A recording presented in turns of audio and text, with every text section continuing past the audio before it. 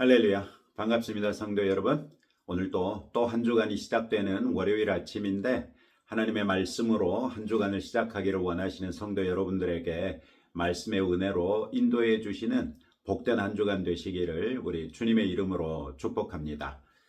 오늘 우리가 묵상하는 하나님의 말씀은 역대상 29장 1절부터 30절까지 말씀인데요.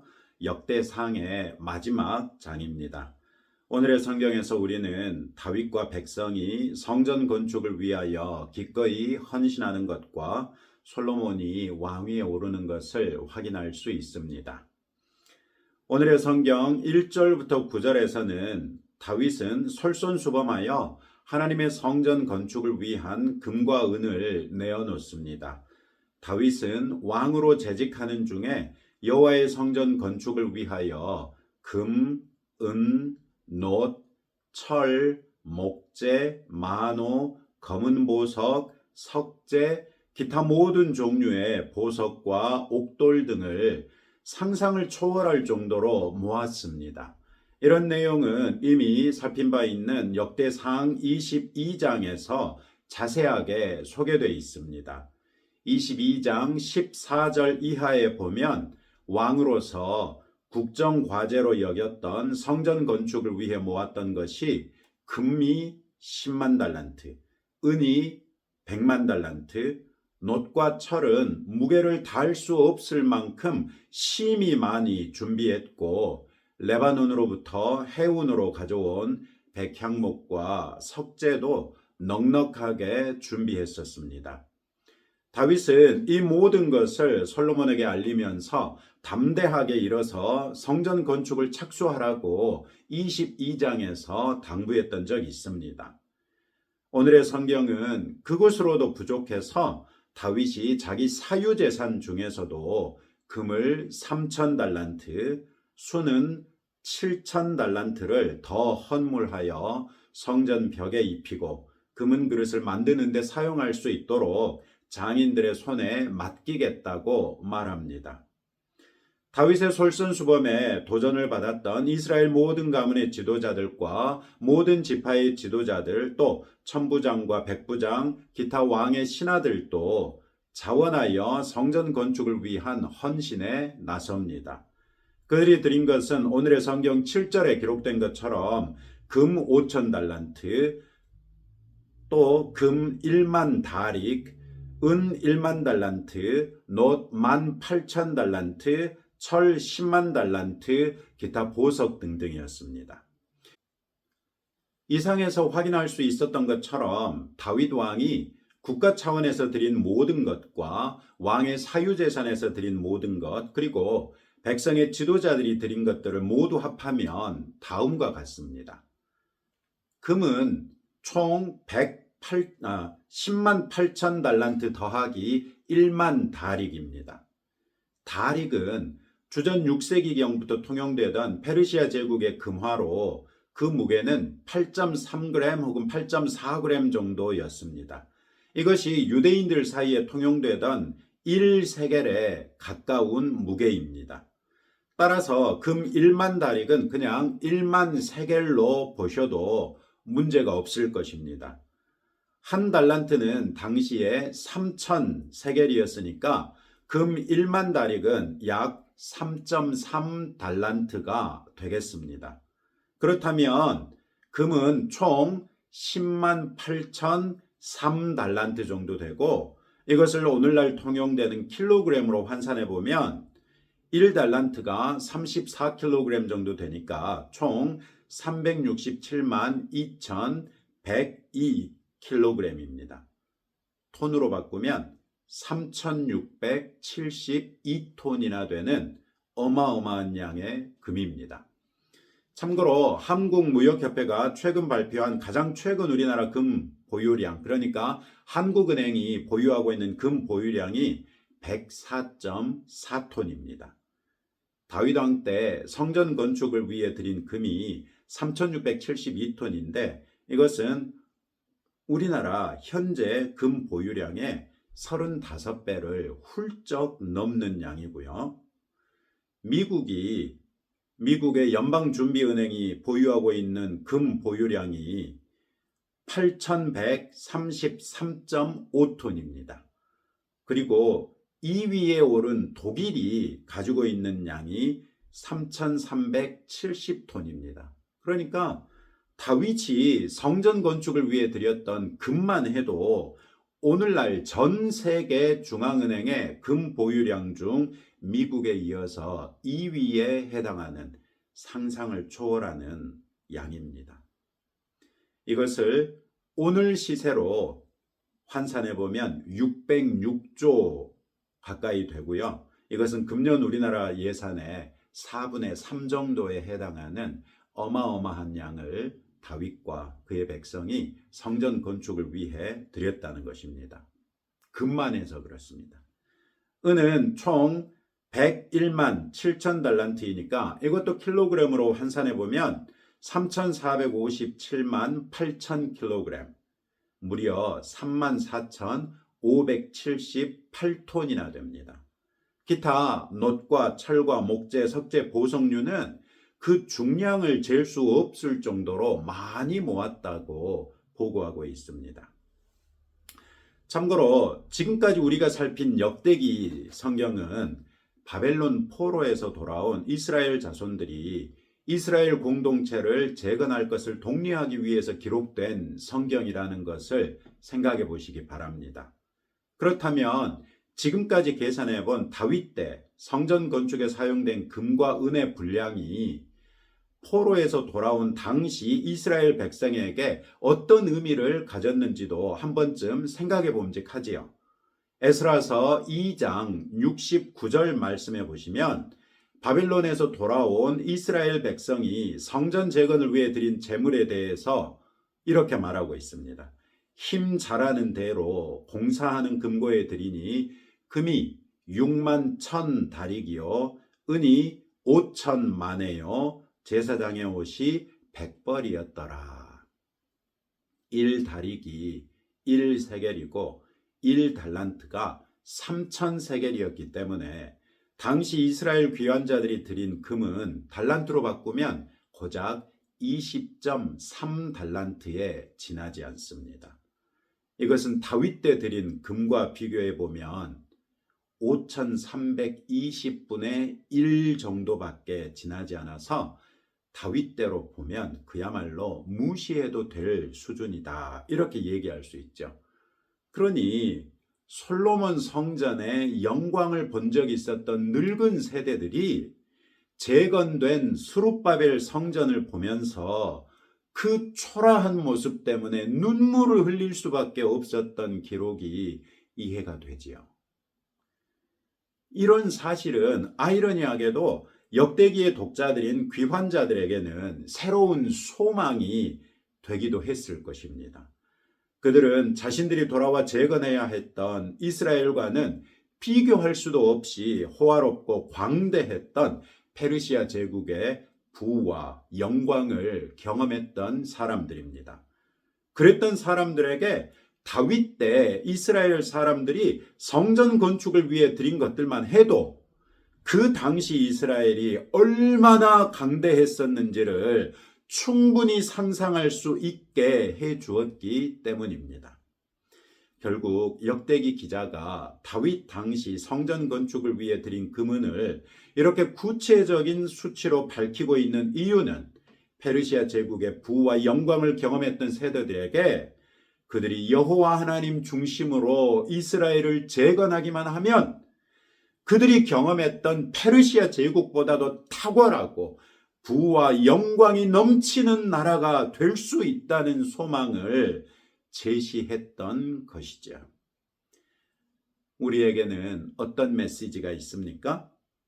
하나님 나라를 위해 헌신하는 사람에게 하나님께서 어떻게 복을 주셔서 그 헌신한 것을 이룰 수 있도록 도우시는지를 볼 수 있습니다. 다윗이 이스라엘 왕으로 재위하는 40년 동안에 하나님께서는 그와 함께 계셔서 그를 형통하게 해주셨습니다. 그가 준비하고 드릴 수 있었던 모든 것은 하나님께서 그를 형통하게 하셔서 모든 전쟁에 이기게 하심으로써 전쟁을 통한 전리품과 무역과 조공을 통해 벌어들인 수익으로 그 모든 것들을 모을 수 있게 해 주셨던 것들이죠. 우리도 만약 다윗과 같을 수만 있다면 하나님의 영광을 위한 확실한 비전을 가지고 그 비전에 집중된 삶을 살면서 모든 유혹과 시험거리를 뚫고 비전에 헌신하기만 할 수 있다면 하나님께서 우리에게도 함께 계시고 우리를 형통하게 하셔서 우리가 헌신하는 비전을 반드시 이룰 수 있도록 우리를 도우실 것이라는 교훈을 얻게 됩니다. 이 믿음을 가지고 우리의 삶을 통해 하나님의 영광을 위하여 헌신하는 그런 성도가 되고 싶지 않으십니까? 10절부터 19절에서 우리는 다윗을 통해 하나님의 영광을 위하여 헌신하고 헌금하는 성도들의 바른 자세를 배울 수 있습니다.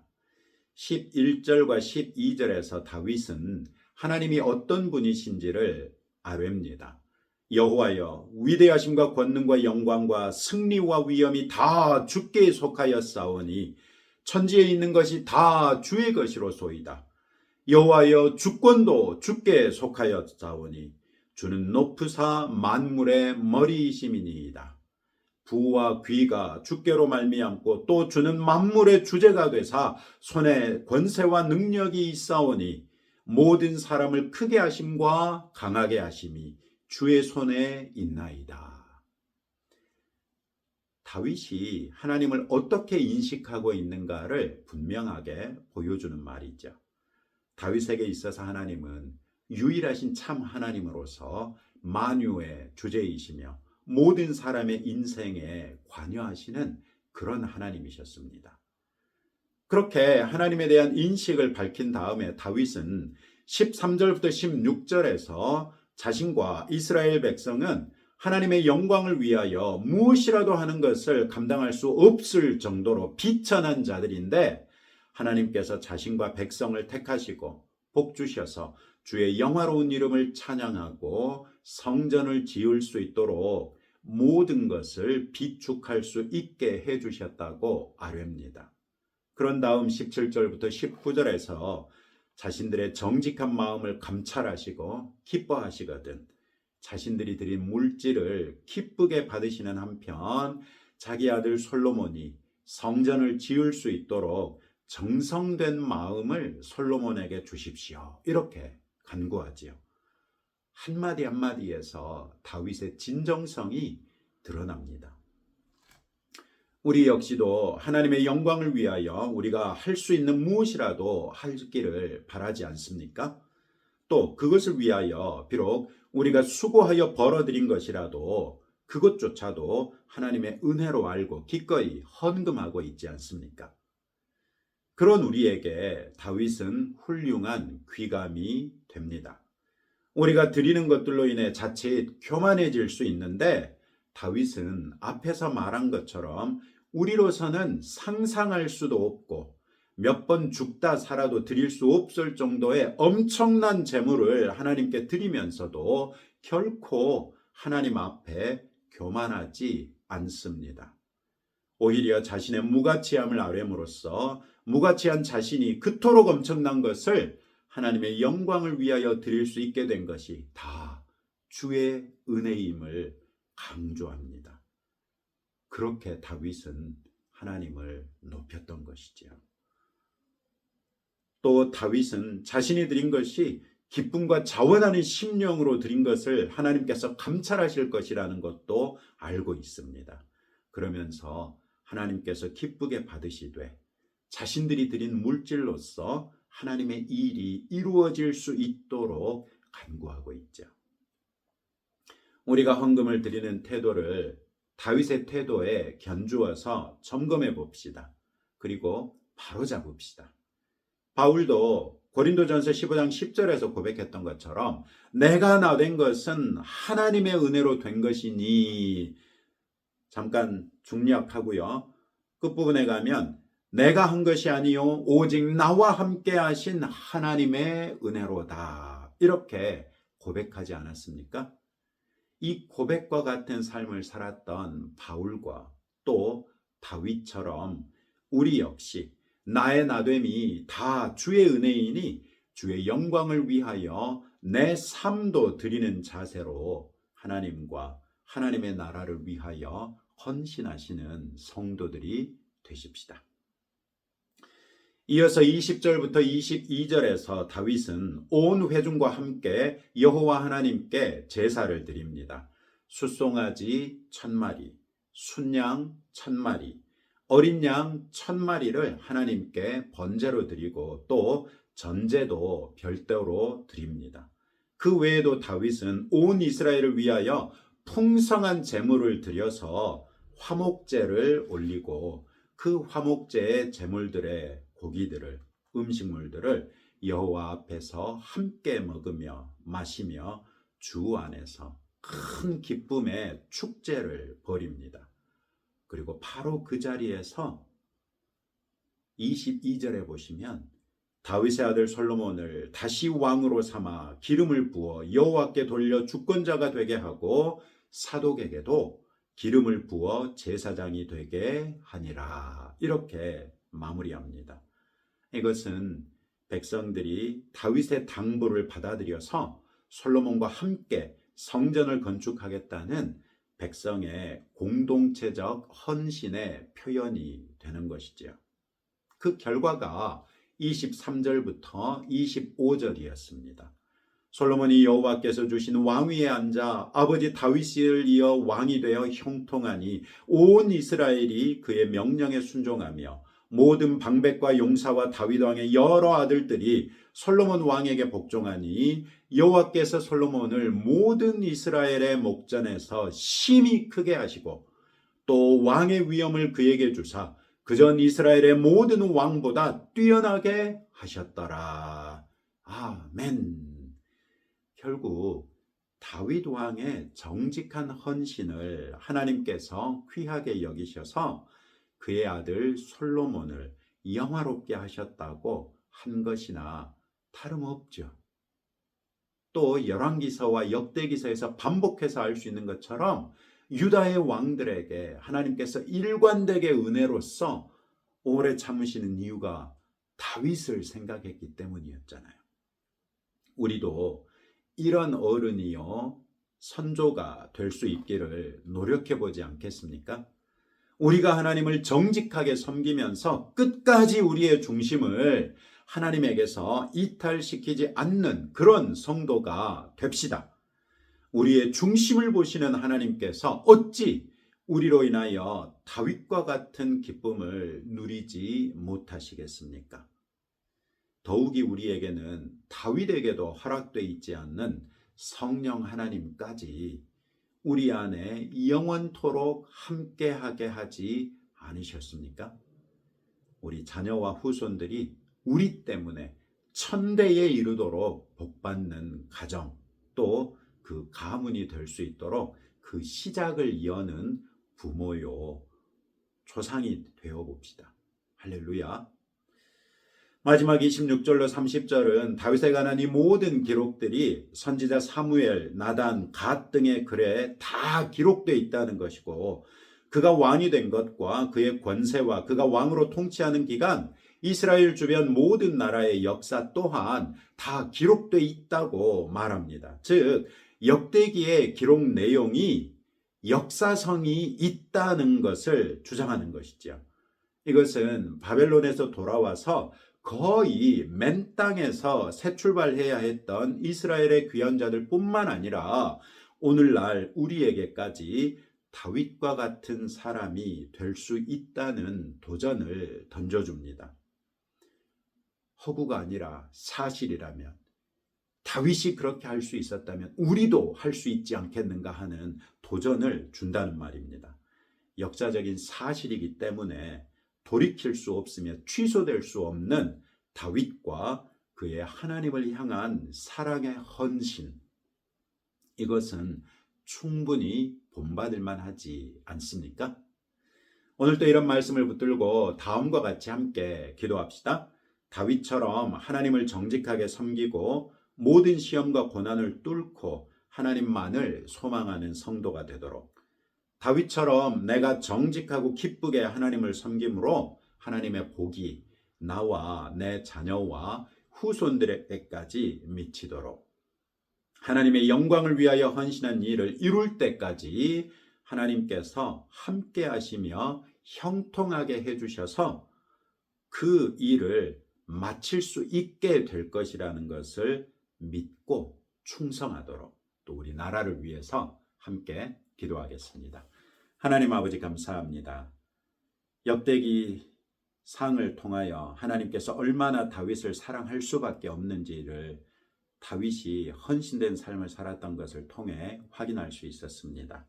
오늘의 말씀을 통해서도 우리에게 여러 가지로 도전해 주셨거니와 우리가 다윗처럼 하나님을 정직하게 섬기고 모든 시험과 고난을 뚫고 하나님만을 소망하는, 그래서 하나님을 정직하게 섬기는 하나님의 백성 되게 하옵소서.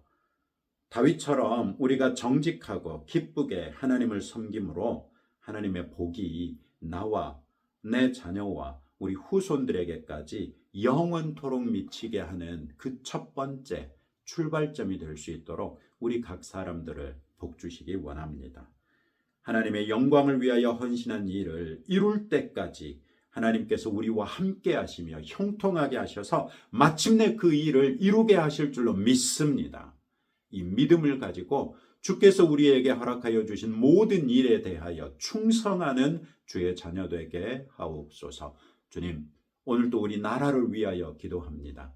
대통령이 국무총리를 임명할 것이고 또 그와 함께 더불어 장관들을 한 사람 한 사람 임명하는 과정에 착수하게 될 것인데, 여러 장관들의 인사청문회에서도 나라가 분열되기보다는 오히려 이 힘들고 어려운 시기에 연합하여 한몸되어 함께 이 어려움을 뚫고 나가기 위해서 국론이 모이고 우리 국민들의 마음이 모이게 아버지께서 은혜 베풀어 주옵소서. 놀라운 일을 이루실 아버지께 감사드리며 예수님 이름으로 기도합니다. 아멘. 이제 여러분들의 기도 제목을 가지고 함께 기도하면서 나아가시기 바랍니다.